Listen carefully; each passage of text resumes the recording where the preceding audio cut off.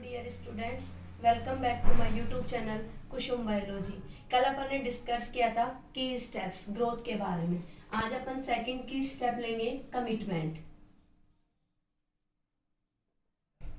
Commitment कल अपन ने देखा था कि जो सेल्स हैं, चाहे एनिमल सेल हो चाहे प्लांट सेल हो, अलग अलग टाइप से अपना कैसे ग्रोथ को शो करती है। ग्रोथ के लिए एलोमेट्रिक ग्रोथ देखी थी अपन ने, आइसोमेट्रिक देखी थी, डिटर्मिनेट और इनडिटर्मिनेट। चारों टाइप से अलग अलग होती है। एक एनिमल्स के अंदर शो होती है तो दूसरी प्लांट्स के अंदर शो होती है। कमिटमेंट सबसे पहले यदि अपन देखें कि कमिटमेंट किसी सेल के लिए होता क्या है, इसके अंदर सबसे मेन रीजन होता है सेल फेट फिक्स, कि सेल की जो फेट है वो फिक्स हो जाती है। क्यों फिक्स हो जाती है? क्योंकि यहाँ पे जो वो सेल चेंजेस करना, अपने चेंजेस वो इरिवर्सिबली चेंजेस करना स्टार्ट कर देती है। यानी कि जैसे ही कोई जाइगोट फॉर्म हो गया, जाइगोट फॉर्म होने के बाद जैसे ही वो सेल अब मल्टी सेलुलर डिवीजन करे, यानी कि एक सेल थी जाइगोट सेल, वो अलग अलग पार्ट से, जैसे एक्टोडर्म वाली सेल आउटर लेयर्स बनाने का काम करती है, यानी कि अपने पास एपिडर्मिस की जर्म लेयर बनाती है। मीजोडर्मल जो सेल्स होती हैं वो मीजोडर्म की जर्म लाइन बनाती है।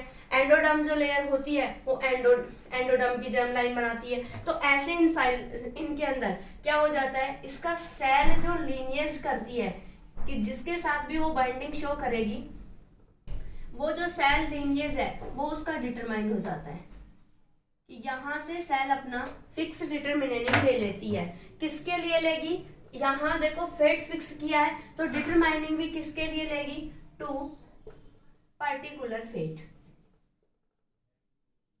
Particular fate. तो जैसे ही सेल का यहाँ सबसे इंपॉर्टेंट रोल है कि फेट फिक्स हुआ, अपने पास सेल अपने चेंजेस करना स्टार्ट कर लेती है। जैसे ही चेंजेस को स्टार्ट करेगी, sales are irreversibly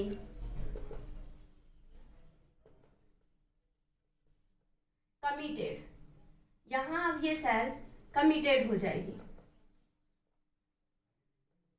specific sales को फॉर्म करने के लिए यहां से सेल ने क्या ले लिया? अपना कमिटमेंट। वो ही कमिटेड टू पर्टिकुलर फेट। दो बातें याद रखनी है आपको। एक तो सेल अपने लीनिएज का डिटरमाइन करने के लिए भी किसके पास आती है? Particular to particular fate. दोनों ही फेजेस में अपने पास क्या रहेगा कि यहाँ पर्टिकुलर फेट को देखकर सेल अपना क्या लेती है? कमिटमेंट लेती है। क्यों? क्योंकि उसकी फेट क्या होती है? फिक्स। कि जैसे जैसे वो चेंजेस करती जाएगी आगे, जैसे सपोज दैट अपन बात करें, यहाँ अपन ने ले लिया कोई जाइगोट। जाइगोट में क्या होगा? सेल डिवीजन करेंगी। सेल जैसे ही डिवीजन करेंगी, ये सेल्स क्या बनाएंगी? मल्टीपल सेल्स का फॉर्मेशन करेंगी। जैसे अपन ने नॉर्मली डिवीजन कर लिया, इस सेल ने डिवीजन करने के बाद ये सेल्स क्या बनाएंगी? मल्टीपल सेल्स का फॉर्मेशन करती हैं। जैसे ही यहाँ अपने पास मल्टीपल सेल्स बनेंगी, अब ये क्या होती हैं? ये सेल्स जो डिवीजन करती हैं, सपोज दैट ये सेल्स अपने पास अनडिफरेंशिएटेड सेल थी, अनडिफरेंशिएटेड सेल्स की फॉर्म में फंक्शन करती हैं। और ये ही सेल क्या होती हैं कि जो भी सेल यहाँ डिवीजन करने के बाद मल्टीपल सेल बनी, वो क्या थी? इक्वल पोटेंसी में। कल अपन ने एनिमल्स का एग्जांपल लिया था। सारी की सारी सेल अपने पास क्या कर रही थी? ग्रोथ कर रही थी। कैसे? इक्वल साइज में। और प्लांट्स के अंदर ऐसा नहीं था। तो जैसे ही ये मल्टीपल सेल्स में यहां तक की जो बातें होंगी अपने पास कि ये मल्टीपल सेल्स के फॉर्म में फॉर्म हो गई, इसके बाद ये सेल्स क्या करती है? कमिटेड हो जाती है। सबसे इंपॉर्टेंट रोल यहां से स्टार्ट होता है इसका। ये सेल हो गई कमिटेड, यानी कि इस सेल ने अब अपना प्रॉपर कमिटमेंट ले लिया है। प्रॉपर कमिटमेंट लेने का मीनिंग यहां से देखो कि जैसे ही मल्टीपल सेल बनेंगी, यानी कि मल्टीपल का मीनिंग है एक से ज्यादा सेल फॉर्म हो जाएंगी, मल्टीपल सेल्स बनाएंगे। जैसे आउटर लेयर वाली सेल ने एक्टोडर्म का फॉर्मेशन कर लिया। अपन को पता है कि मल्टीपल सेल्स यदि कमिटेड हो गई तो ये सेल फॉर्मेशन करेंगे अपने पास यहाँ 3 टाइप्स की सेल्स बनाएंगी। Ectoderm, mesoderm,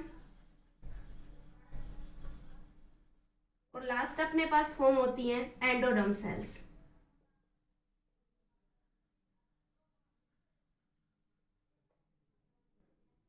endoderm cell. अब होता क्या है, देखो इधर अपन ने जैसे ही सेल की फेट को फिक्स कर लिया इरिवर्सिबली, यानी कि इनके अंदर रेगुलर कोई चेंजेस नहीं होता, जाइगोट फॉर्म हो गया, डिवीजन कर लिया सेल ने, पोटेंसी इक्वल लेके मल्टीपल सेल्स यानी कि एक से अधिक सेल्स बनी इसी जाइगोट से, लेकिन डिवीजन क्या था, सेम हो रहा था, पोटेंसी भी कैसी रही, इक्वल। यहाँ आने के बाद सेल हो जाती है कमिटेड कि कौन सा वाला पार्ट कौन सा बनेगा। अब सारी सेल एक साथ बन गई, एक्टोडर्म, मेसोडर्म और एंडोडर्म। ये होता है किसी भी सेल को कमिट करना, कमिटमेंट। अब ये बात करें कि अनडिफरेंशिएटेड सेल्स क्या होती हैं, आइए अपन पर्सनली एग्जांपल लेके डिस्कस करेंगे कि पहले कोई भी सेल है वो डिफरेंशिएशन करती है, उसके बाद डी डिफरेंशिएशन, और उसके बाद करती है री डिफरेंशिएशन, फिर जाके वो क्या करती है, अनडिफरेंशिएटेड सेल्स में चेंज होती है। अब ये तो हो गया कि सेल कमिटमेंट करने के बाद एक्टोडर्म, मेसोडर्म, एंडोडर्म सेल्स का तो फॉर्मेशन कर लेती हैं, लेकिन इन सेल्स के अंदर क्या नहीं हो पाता, ये फिक्स नहीं कर पाती कि कौन सी लेयर एक्टोडर्म बनाए, कौन सी लेयर मेसोडर्म बनाए और कौन सी लेयर बनाए एंडोडर्म। इसके लिए अपन इसका थर्ड पार्ट पढ़ते हैं, डिफरेंशिएशन। नेक्स्ट अपन देखेंगे कमिटेड होने के बाद कि ये सेल कैसे कमिटेड होने के बाद डिफरेंशिएशन को कैसे शो करती हैं, कि इनमें डिफरेंशिएशन कैसे आकर हो पाता है। कमिटमेंट में ये सेल ये फाउंड नहीं कर पाती हैं कि इनके अंदर जो ये तीनों जर्मिनल लेयर्स फॉर्म होती हैं वो कैसे फॉर्म हुई और इनमें कैसे कैसे चेंजेज आए। तो नेक्स्ट अपन देखेंगे differentiation.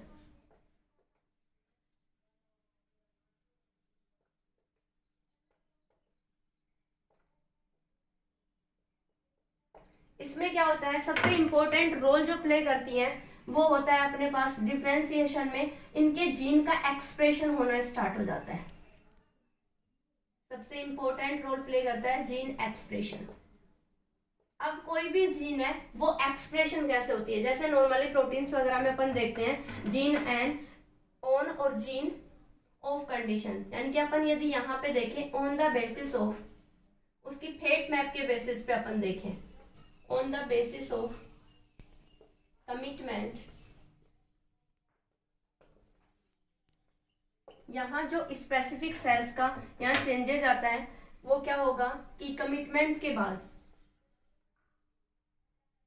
Specific genes are express. जैसे ही ये स्पेसिफिक जीन्स यहाँ कमिटमेंट लेने के बाद एक्सप्रेशन को यदि शो करने लगेंगी तो इनके अंदर क्या होगा, in regulated manner, in regulated manner genes expression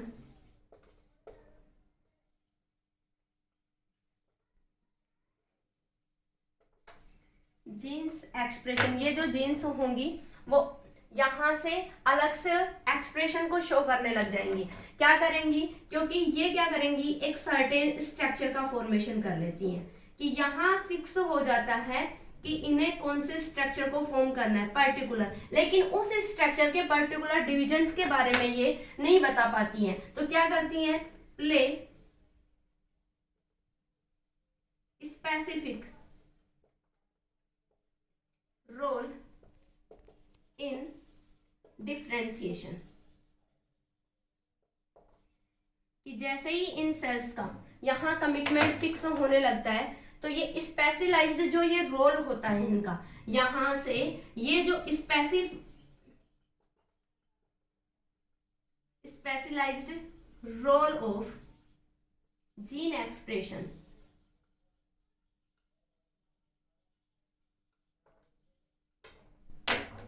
यही क्या कहलाएगा, कॉल्ड एज डिफरेंशिएशन। यदि अपन देखें कि यहाँ सेल में देखो लास्ट अपन ने कमिटमेंट देखा था, सेल ने तीनों जर्मिनल लेयर्स को फॉर्म कर दिया था, लेकिन वो बता नहीं पा रही थी कि ये जर्मिनल लेयर्स फॉर्म कैसे हुए।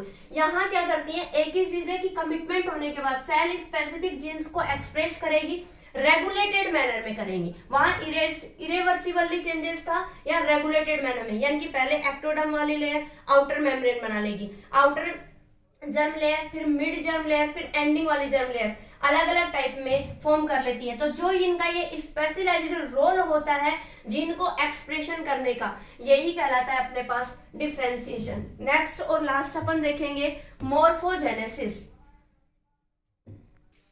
नेक्स्ट और लास्ट अपन देखेंगे यहां से मॉर्फोजेनेसिस। देखो सेल ने ग्रोथ कर ली, कमिटेड हो गई सेल, उसके बाद सेल ने डिफरेंशिएशन कर लिया। नेक्स्ट क्लास में अपन पर्टिकुलर डिटेल में चैप्टर पढ़ेंगे कि ये डिफरेंशिएशन भी अलग अलग टाइप से होता है, क्योंकि सभी ऑर्गेनिज्म सेम डिफरेंशिएशन नहीं कर सकते, टोटल ऑर्गेनिज्म सेम ग्रोथ नहीं कर सकते, ऐसे ही टोटल ऑर्गेनिज्म से कमिटेड नहीं हो सकती है सेल, सब में अलग अलग टाइप से पाया जाता है। लास्ट अपन देखेंगे यहां से मॉर्फोजेनेसिस।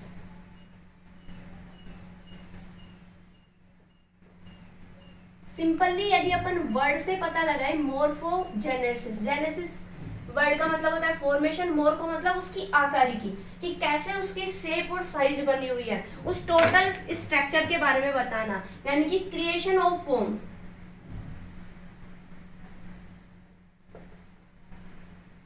क्रिएशन ऑफ फॉर्म, यदि अपन इसे बोले कि किसी भी आर्ट को बनाने के लिए क्या क्या फंक्शन काम में लिए गए, उस क्रिएशन को अपन यदि नाम दे दे यहां से कि वो एक 3D ऑर्गेनाइजेशन है, 3D ऑर्गेनाइजेशन, 3D ऑर्गेनाइजेशन। तो जैसे ही ये मेन स्ट्रक्चर एक 3D स्ट्रक्चर की फॉर्म में फॉर्म हो जाती है, यानी कि उसका क्रिएशन कंप्लीट हो जाता है, तो ये सेल क्या कहलाती है कि ये अपनी शेपिंग प्रॉपर कर लेती हैं, shaping of multi cellular body. वहां अपने पास मल्टी सेलुलर स्ट्रक्चर तो बन रही थी, उसके बाद सेल ने डिफरेंशिएशन भी ले लिया था, लेकिन कंप्लीट बॉडी यानी कि डिफरेंशिएशन होने के बाद सेल क्या हो जाती है, अपना टारगेट फिक्स करती हैं कि कौन सी वाली सेल बॉडी का कौन सा पार्ट बनाएगी। या फिर प्लांट्स की बात करें तो उनके अंदर डिटर्मिनेशन कैसे आकर होगा, यानी कि अपन मल्टी सेलुलर बॉडी के अलावा ये भी काम में ले सकते हैं एंड ऑर्गन्स। यहां ये सेल क्या हो जाती हैं, फिक्स हो जाती है। नेक्स्ट यदि अपन बात करें कि इनके अंदर सबसे इंपॉर्टेंट यदि रोल प्ले करेगी तो वो सेल के अंदर मॉर्फोजेंस, जो इस कंप्लीट यूनिट को फॉर्म करने का काम करते हैं, play major role, play major role in morphogenesis.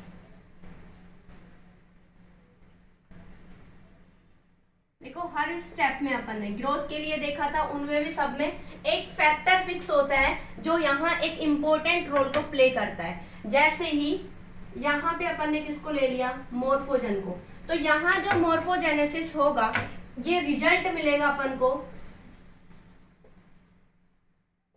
Morphogenesis is result pattern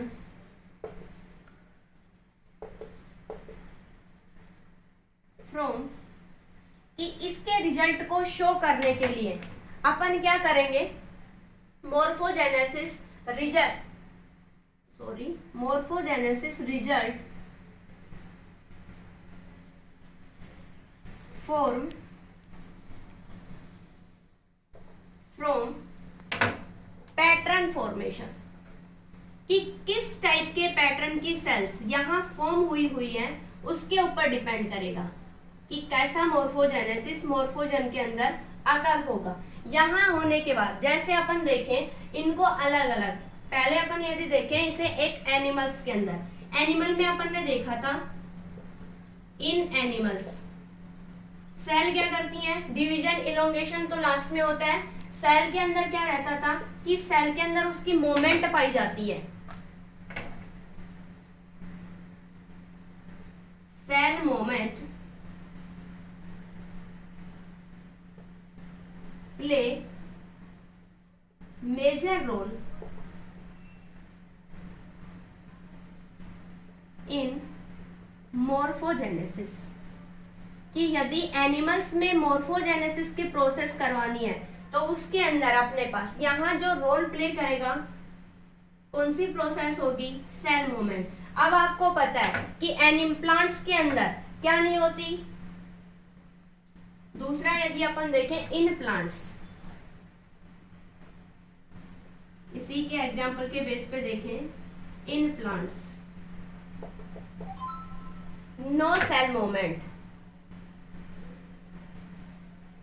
no cell movement, यानी कि प्लांट्स में सेल में क्या नहीं पाया जाता है, मूवमेंट नहीं होता। यानी कि क्या प्रेजेंट होती है, सेल वॉल प्रेजेंट।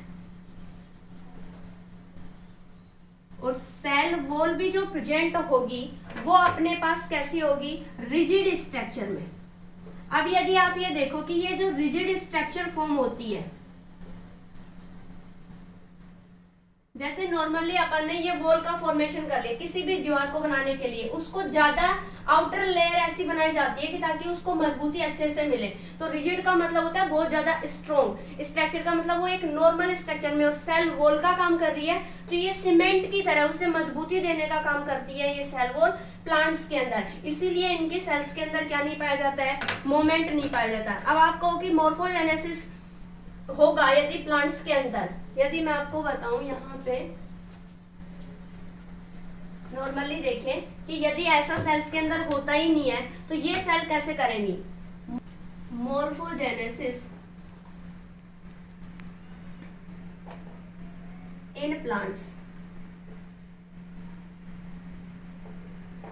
क्या होगा कि जैसे ही अपन प्लांट्स को मोर्फोजेनेसिस करवाएंगे, क्या करेंगे, ऑर्गेनाइज, इनके अंदर ऑर्गेनाइज होगी। कौन कौन सी प्रोसेस थी, डिटेल में डिस्कस कर चुके हैं इनको अपन। एक होती है सेल डिवीजन और दूसरी रहती है सेल इलोंगेशन। कि प्लांट के अंदर सेल मूवमेंट ना होने के कारण ये सेल्स क्या करती हैं, सेल डिवीजन करती हैं और सेल मूवमेंट करती हैं, और ये फिर आपस में मिलके अपना complete organisation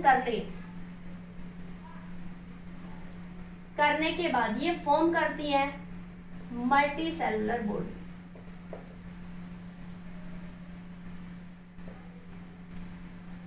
multi cellular body, तो जैसे ही ये मल्टी सेलुलर बॉडी का फॉर्मेशन करेंगी, यानी कि अपन formation of multi cellular body. Normal morphogenesis यदि अपन देखें तो इनके अंदर होता है क्रिएशन, कि कैसी आर्ट को काम में लेने के बाद उनका एक 3D ऑर्गेनाइजेशन, कि कोई स्ट्रक्चर थी, अपन ने क्या किया, किसी भी एक बिल्डिंग को बनाना है अपन को, एक तो बिल्डिंग को सिंपली बना दिया, बनाने का काम है, उसके लिए जितना मटेरियल था वो सारी चीजें लाके और उसको स्टार्ट कर दे काम को, वो होती है ग्रोथ। कमिट होने का मतलब है अपन ने मैप बना के दे दिया कि इस बिल्डिंग का ऐसे काम करवाना है, वो हो गया कमिटमेंट।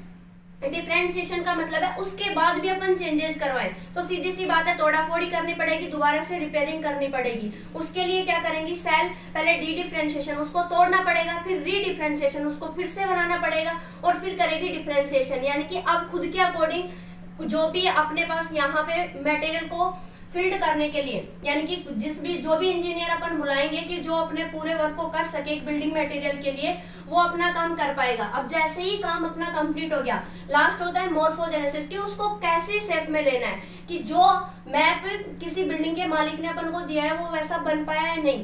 क्रिएशन का मतलब है उसके अंदर कलर, जो बिल्डिंग के पाइप फिटिंग वगैरह है, जो इलेक्ट्रिसिटी की फिटिंग वगैरह, उन सब का चेकअप करना। तो ये किन के अंदर होता है, मोर्फोजेनेसिस। इसके लिए इंपॉर्टेंट रोल प्ले करता है मोर्फोजन। क्यों, क्योंकि जैसे ही ये चेंजेस करेंगे और एक नई स्ट्रक्चर को फॉर्म करेंगे, वो प्रोसेस कहलाती है मोर्फोजेनेसिस। इसको अंदर क्या होता है, इसका जो रिजल्ट आएगा वो फॉर्म होता है पैटर्न फॉर्मेशन, कि किस पैटर्न के बेस पे इसको बनाया गया है। एनिमल्स में तो सीधा दिखता है कि सेल मूवमेंट होती है जो इंपॉर्टेंट रोल प्ले करती है। जैसे ही सेल अपना मूवमेंट करती है, डायरेक्टली उनके अंदर फाउंड हो जाता है कि ये सेल कौन से ऑर्गन का फॉर्मेशन करने वाली है। लेकिन प्लांट्स के अंदर सेल मूवमेंट होती ही नहीं है। सेल मूवमेंट ना होने के कारण इनके पास पाई जाती है सेल वॉल प्रेजेंट होती है, जो सीमेंट की तरह बहुत ज्यादा मजबूती प्रदान करती है, इसलिए ये नहीं भी हो तो इनके पास कोई इतनी नेसेसिटी नहीं होती। क्या करती हैं प्लांट्स के अंदर, यदि अपन, ये नॉर्मल बात हो गई, यदि मोर्फोजेनेसिस करवाना है तो अपन को ऑर्गेनाइज करना होगा सेल डिवीजन को भी और सेल और इलोंगेशन को भी, ताकि मल्टीसेलर बॉर्डर का फॉर्मेशन कर सके। क्योंकि अपन ने लास्ट लिखा था कि कोई भी सेल को फॉर्म करवाने के लिए पहले अपन को क्या चाहिए, मल्टीसेलुलर बॉडी, उसके बाद उसका क्या हो जाता है, मोर्फोजेनेसिस। आज के लिए इतना ही, ये अपने की स्टेप्स यहाँ पे कंप्लीट होते हैं। Thank you so much.